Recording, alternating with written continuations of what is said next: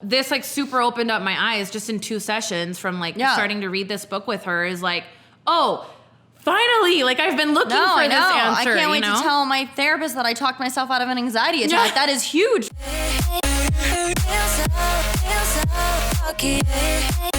What is going on, guys? Welcome back to another episode of the Millennial Girls Podcast. I'm Racquel and I'm Natasha. And it is the first episode of 2021, which is Happy New Year. Crazy. Happy New Year, everybody. I hope you all had a very safe, healthy New Year. And Natasha, I haven't seen you in so long. I know. How are you? I'm like, touching you're real. Racquel. I know, if you're watching or if you're just listening, I'm like poking her face because she was in San Diego visiting her family. We had gotten all of our episodes for the holidays kind of done and ready to go. So it feels nice to be back and recording. And of course, guys, we have to tell you to like and subscribe on YouTube, but of course on Apple Podcasts, go leave that 5-star ding. I feel like the ding needs to pop up. That ding 5-star review. It really does help us. And I'm just happy to get back in the swing of things. But we have some very exciting news to talk about that this episode is going to be about.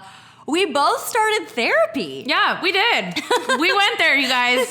It is true. It is true. It needed to be done. I had never done therapy before, but a lot of my friends have, especially those who work in the I didn't know you had, because I was going to ask you if it's your first time. I had never done it before. A lot of my friends, almost all of my friends have, because we all work obviously in the entertainment or sports world, and we need it to keep us sane. But the craziest thing is that we found the statistic that says 1 in 3 millennials suffer from mental health conditions. So, and it's all across the board. So it could be from depression, anxiety, ADHD. I mean, it could be a lot of different things. But yeah, 1 in 3. That's like, I mean, there's 2 right here. There's 2 of us here. So maybe one of you listening doesn't. I mean, 1 in 3 is crazy. Just think about all of your friends and how many people it affects. I think with this episode, we want to just like give you, some of our experiences with obviously the therapy that we're doing now. And I actually have done it before several times, so I'll get into that. But we wanted to give you guys just, some tips that we've already learned from the therapy that we're doing now and stuff that we've learned in the past that I think could be really useful and helpful for you guys, going into 2021. And I think for me, the biggest thing was I wasn't really, you would never know this because we have a podcast, but I don't really talk about things that are bothering me to other people unless it's something I'm just really comfortable with. Like mental health stuff, like I was dealing with a lot of stuff internally, not really talking to my friends about it, just kind of dealing with it in myself, losing your job and just kind of being really stressed out. And there's a saying that's like, always check on the friend that you think is doing okay because they're probably not doing okay. And I feel like that was a lot of my friends' responses. They were like, I had no idea.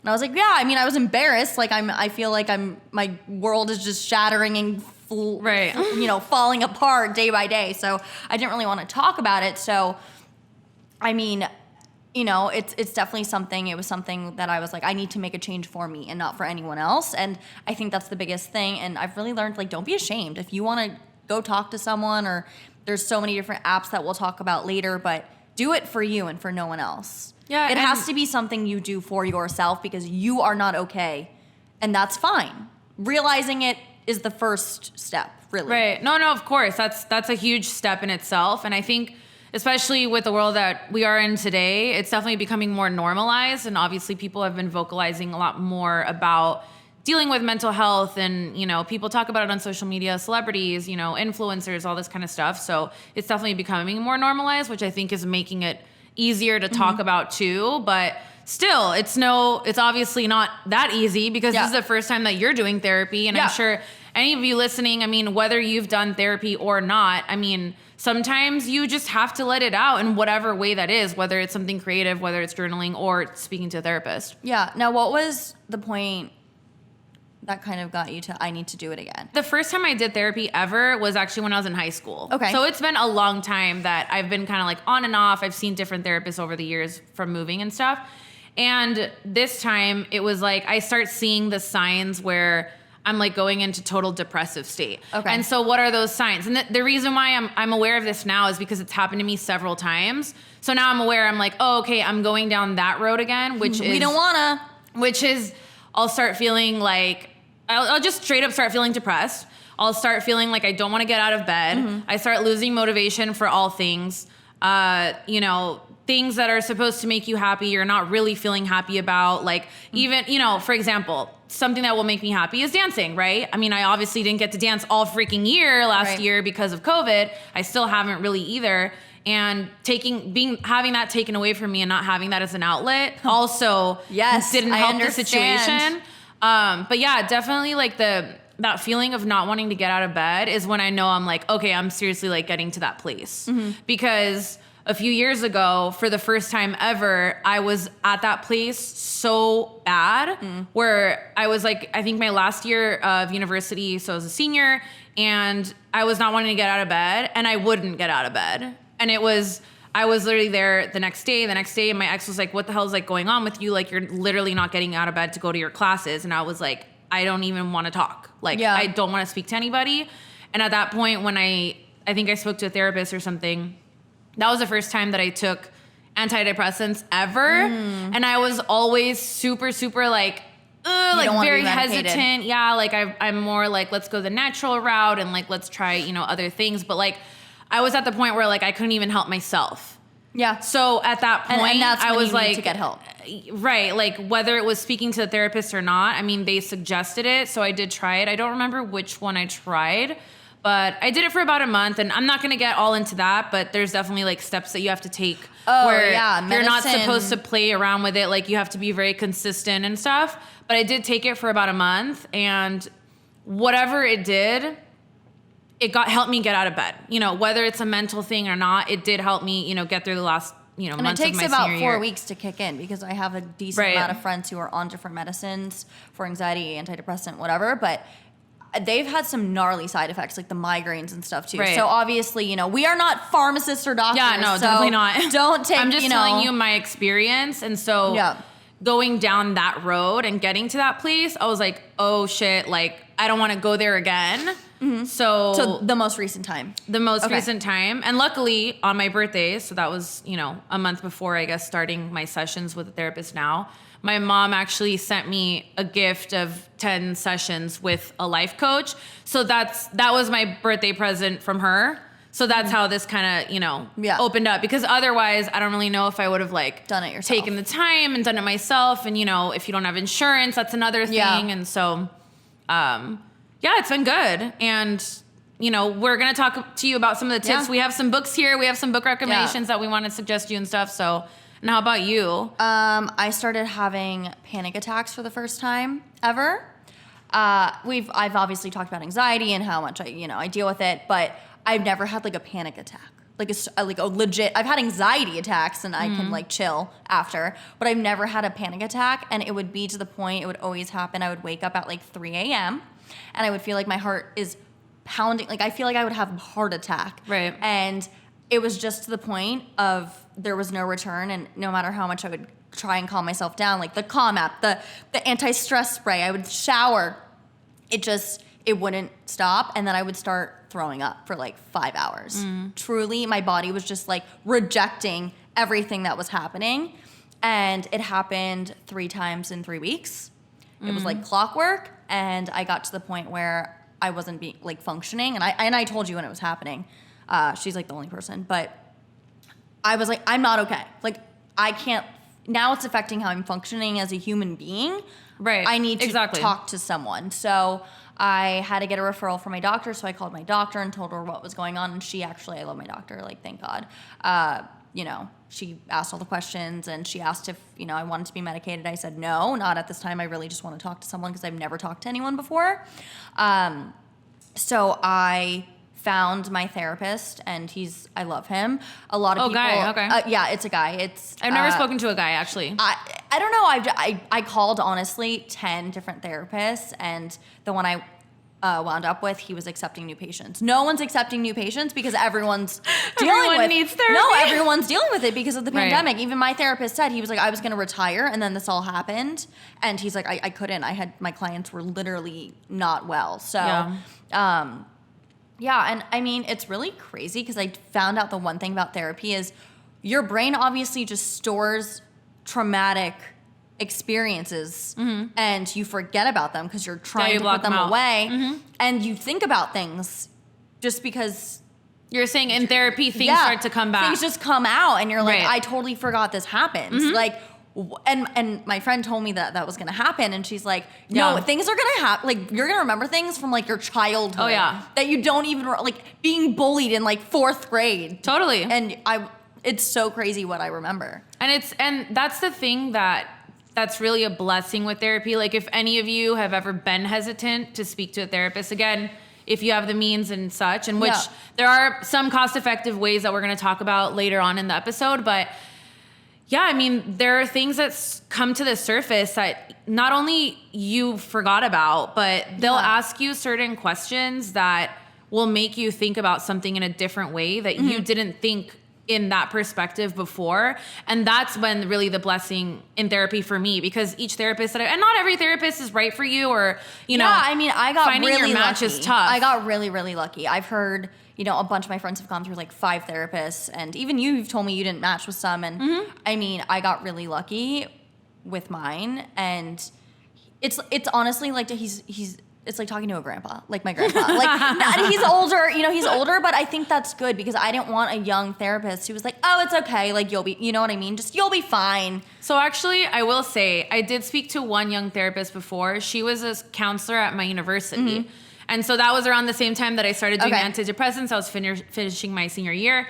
And I was super hesitant too, because everybody I was with was either like kind of a little bit more of an older, wiser kind of a woman. I never have gone with a man. And she was good. Like, I liked her because she was still like, kind of, I think, getting like credits for school still doing that, but it worked out. So like, don't ever like rule that out either. I just didn't want. No, totally. That. I'm just saying, like, even in my experience, like, I had a pleasant one with somebody that was pretty close to my age, or she could have even been a year or two younger than I was, but she clearly knew what she was doing, and she was being very professional, and she did bring things to light to me that I was like, oh, okay, like, it made me think in another way. I had a couple friends who had young ones, and it was just not. It wasn't good, because so I was just hesitant. So I mean, everything ended up working out okay, but I think what you touched on was right. They make you think about, well, that's their job. They make you think about things in a certain way. And for me, the number one thing we're working on is I'm very bad with, I should be doing this. I should be having this. I should be this far in my career. I should have this much money. And that is literally what causes anxiety. So even in the first session, he was like, whoa, Mrs. He literally compared me. Did I tell you what he compared me to? No, tell me. Yeah, you were away. The first session, he was like, you're a thoroughbred racehorse, ready to just go, like, ready for the gate to open. And I was like, wow, nailed that real quick on the head. That sounds like a compliment still. No, it totally was. Yeah. But he was like, you're just always, like, ready, because, obviously he doesn't always work with people in our professions all the time, too. So he was like, whoa, like, you do cool things. Cool it down, lady. Cool it down. Like, you do cool things. I was like, yeah, but it's really stressful. And here we are. But, I definitely getting to work on the thinking, the way of thinking. And I mean, I'm actually proud of myself, because I had a little anxiety episode last week, but I talked myself out of it. And that was the first time I think I've ever talked myself out of it successfully. What method did he give you to do that? Yeah, let's get into the book. So the book is, I laughed at the title the first time he told me about it, because I was like, oh God. But it's How to Make Yourself Happy and Remarkably Less Disturbable. Yeah, that's pretty funny. It's funny, but so you're disturbed, or you disturb people? I mean, we are. No, so trust me, mine's very similar too. So I read a couple chapters, and then we like talk about like how it works with me, basically. Right. So it's basically has to do with like the adversity, and then the behavior, and then the consequence. So how everything affects one another. Okay. So say I'm having anxiety over... Yeah, cause and effect. Yeah, cause and effect. I'm having anxiety because I wish I was further in my career. Well, the behavior, why? What is that behavior? Why are you thinking that way? And then what's the consequence? I'm having anxiety because I'm thinking that way. So the adversity is, it all connects, and it's very interesting, because this book he's like, listen, it's not a self-help book. Like, it's definitely not like the universe has your back, which we love, and I love so much. I'm going to read it again, but it's definitely more intricate and more, science-based. Science-based. Right. But which is interesting, because I took like one psychology class in high school, and I don't remember anything. So... Well, I think when it applies to you too, it's definitely And so it's an easier read because you're working on yourself ultimately. So even like the note I wrote, don't let irrational thinking take control. Stop it in your tracks. So like which is the number one thing. So those notes that you wrote, which I'm assuming you either summarized or quoted from the book, those are the things you were telling yourself when you were having that anxiety? Pretty much. I was like, why are you having an anxiety attack? Like, what are you having your anxiety attack about? Like, really, because I'm the type of person, I'm like, once it starts, it's about everything. It's like, my life, my job, I don't have one. Both of us are pretty extreme in that way. Yeah. It's like, we can overwhelm ourselves very easily. Like real quick. It just goes from 0 to 100 real quick, which is what he was saying about the thoroughbred racehorse. Like, it's just high speed, we're taking off once it's, you know. And then when you're business partners, it's even crazier. So we have to try and like... She like tries to like put the reins on me, and I'm like, the number one thing that I found really interesting too, it's like bad or awful, it could always be worse. And he's very big on that. That's a very good point. And that he's always big on that in this book. And I think that was the number one thing we talked about last week or 2 weeks ago, because that's something that kind of brings you back down to earth. Like the first time I read that, I was like, oh wow. Like, because for me and you know, not having a job and being let go that's the worst it could be, right? But I take a step back. He's like, you are literally have a roof over your head. You have food. Mm-hmm. You're healthy. You're still doing this. Because of course, when I told him, you know, about us getting let go, he was like, oh, well, are you doing anything? I was like, oh yeah, I started a podcast and a brand and we have interns and then I'm also doing reaction videos on you. He was like, oh, like, okay. He literally was like, that's not enough? I was like, no, I should be doing more. And he was like, oh my God. So I think he understood in that moment. That's hilarious. Where we were at. I was like, no, dude, I'm not like, that's so funny, eating bonbons, laying in bed every day watching Netflix. No, but still, it becomes overwhelming and it's not enough. Wait, tell us the author of the book. Albert Ellis. I thought you were going to say Einstein. I was like, I mean, basically, he is the Albert Einstein of psychotherapy or whatever. He's been, he's passed away. That's awesome. No, it's funny because she, like, when we were planning this episode, she started telling me, like, oh, he recommended me a book. And I was like, oh, my girl recommended me a book too. How funny. So, like, let's share our books. Book club. I was going to laugh if it was so the same funny. book. No, so the book that I was recommended to read this time is called Crucial Conversations. Mm-hmm. And it's Tools for Talking When Stakes Are High.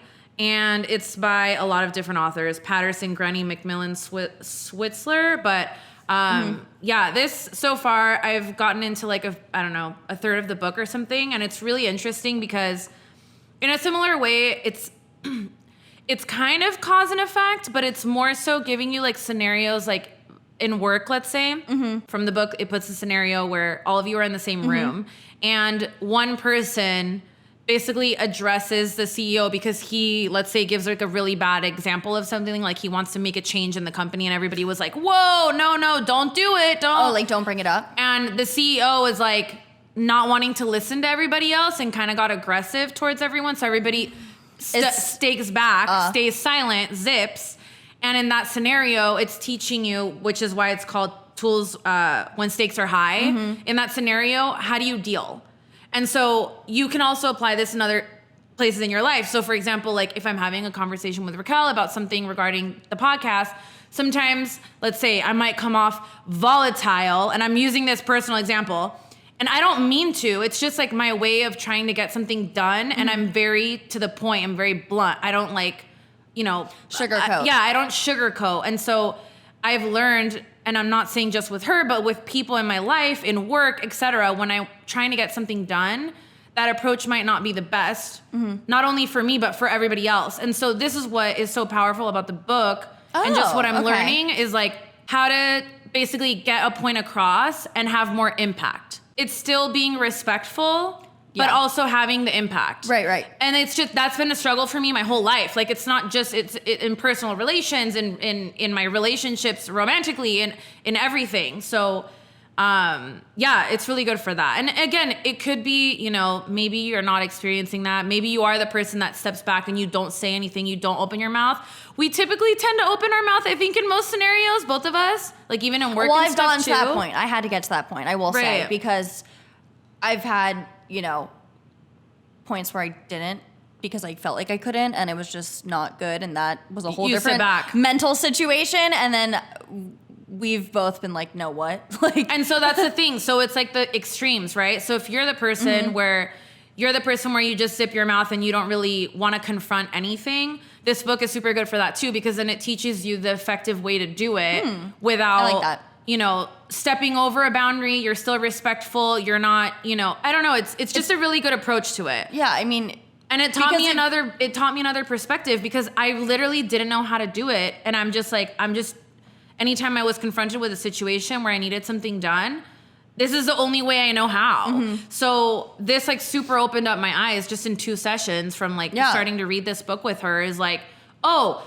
finally, like I've been looking for this answer. I can't wait to tell my therapist that I talked myself out of an anxiety attack. That is huge. That is huge. I literally woke up the next day, and it was when I was with Alex, when we had our little staycation. I was like, guess what? I talked myself out of an anxiety attack. She was like, oh my God, really? Yeah. So, yeah. I mean, that's big. And yeah, I mean, obviously, I feel like they tell you different books for different people in different scenarios. So yeah, of course, and it depends on their method too. Like in the past, I've been recommended different books, or because that person was more of a family therapist or like a relationship therapist. So it really just depends on like what you're looking for. So you do have to, I think, really take your time to research if you are looking for, you know, somebody that's going to be effective for you.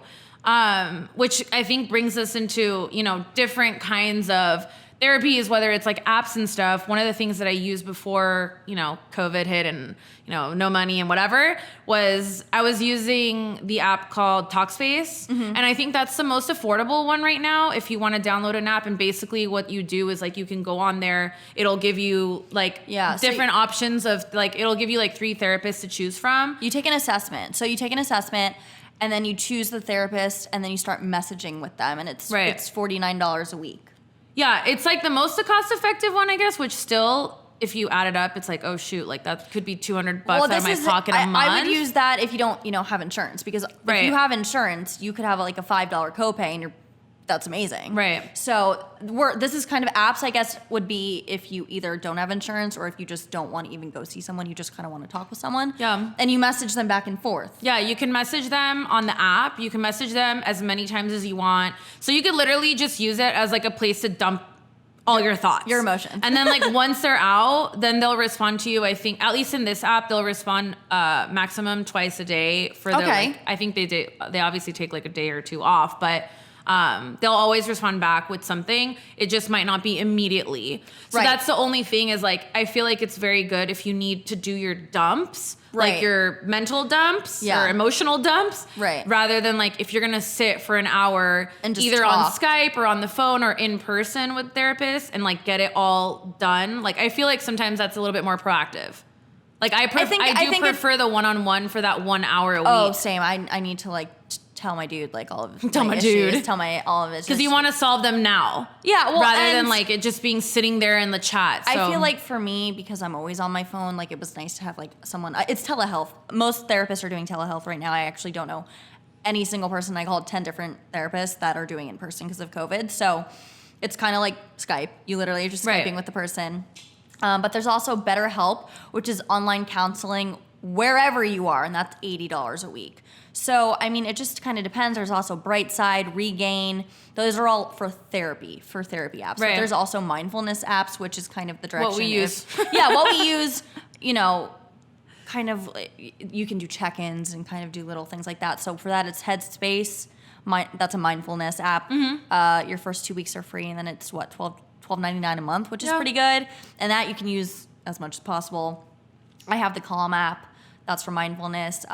It's free, or you can pay. It's like $60 for like the year, though. Right. So I paid when the Harry Styles. Yeah, of course you did. When the Harry Styles like bedtime story came out, I was like, oh, I'm paying for that. That's such good marketing, though. That's such good marketing. It crashed.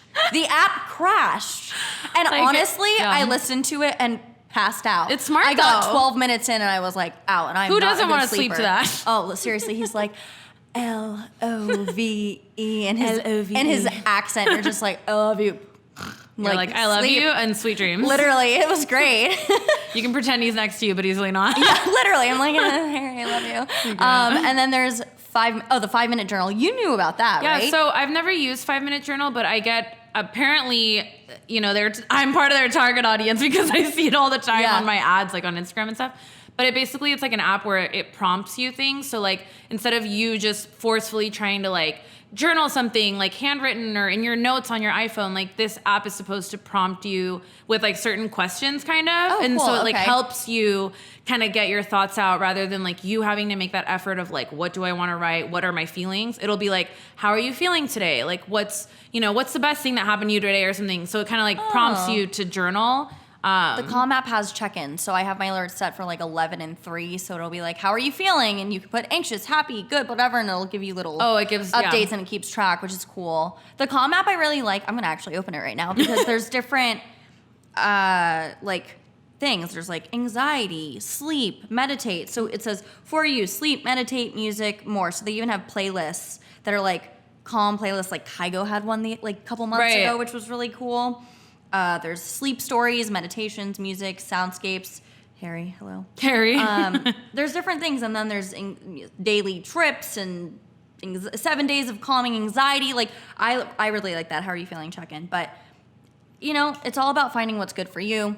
Yeah, something that works for me might not work for her, vice versa, or you. Yeah, I haven't tried Calm app. I mean, obviously, I've heard tons of things about it. I see it everywhere, but I haven't tried it yet. I actually downloaded this app called I Am. I think my friend recommended it to me, and it's free also. Oh, cool. And it basically, it's similar to the Calm app in the sense of like the check-in thing. So like you can set, 10 alarms a day where it'll literally just like pop up an affirmation on your phone.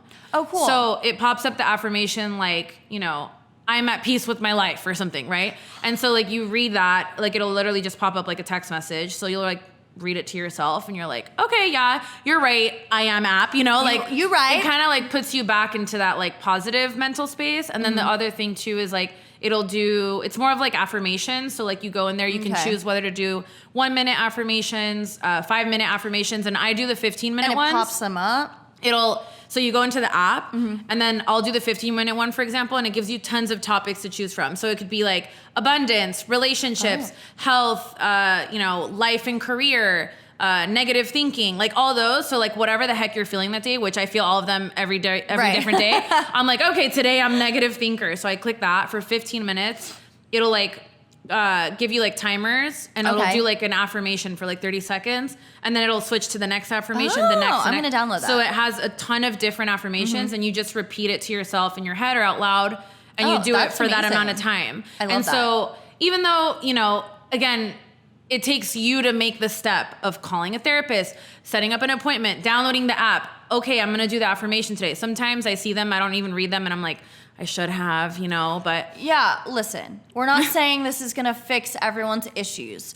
We're just telling you that if you're at the point where you need to get help, there are different options, especially if you don't have insurance, if you don't have anything. Like, listen, like my book says, it could always be worse. Yeah. It could always be worse. So if you just want to start with something, I mean, you could literally listen to this and say, you know what, I just want to download Calm app or I Am. And that could completely help you and change your way of thinking. Exactly. Because that's what happened. I downloaded the Calm app. I would say I had it before and then I had no phone space. So I had to delete everything. And then I got a new phone. I re-downloaded it. And it was working for me for a long time. You were like it was working for 3 months and then you had a mental breakdown and you're like...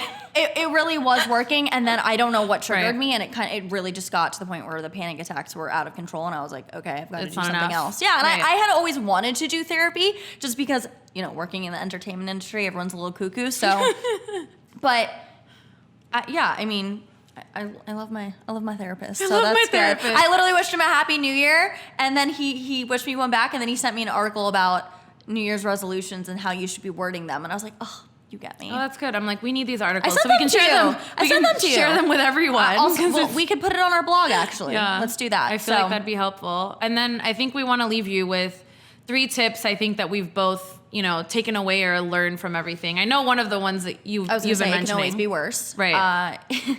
And to really focus on how you word things when you're talking to yourself. And I think we touched on that when we had that episode with Chelsea Briggs, when we went over self-love and self-care. And man, that really does affect your mental thinking, because the second you start getting into the, I should be this, like, why are you talking to yourself like that? You know what I mean? I always say you should talk to yourself how you talk to your best friend. Right. And I'm like, oh, so and you're like, I'm evil as shit. I shouldn't be talking to myself like that, because it's just not good. Right. But once I feel like once you get into a place, it's a really bad place. It's hard to get out. It's hard to get out, and that's why I got therapy. So definitely, it could always be worse. Really watch how you talk to yourself, and then don't let irrational thinking take control. Stop it in your tracks, because that's literally why I have anxiety, because of my irrational thinking. Neuroticism. Yeah. Hi.